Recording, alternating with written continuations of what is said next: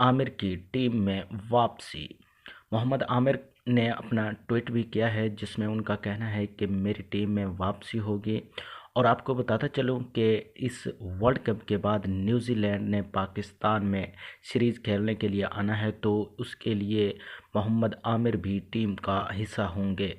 दोस्तों, आपको बताता चलूं कि आईसीसी ने मोहम्मद आमिर को अपनी टीम में वापसी के लिए कह दिया है और मोहम्मद आमिर का जो है ट्वीट भी सामने आप देख सकते हैं कि उन्होंने किया है कि मेरी टीम में अब वापसी होगी और न्यूजीलैंड के खिलाफ इंशाल्लाह ये मैच खेलेंगे। न्यूजीलैंड ने पाकिस्तान में आना है और न्यूजीलैंड के साथ जो मैच होना है उसमें मोहम्मद आमिर भी शामिल होंगे। मोहम्मद आमिर की दोबारा टीम में वापसी हो चुकी है। मोहम्मद आमिर अब अपनी पाकिस्तानी टीम स्क्वाड का हिस्सा ही रहेंगे।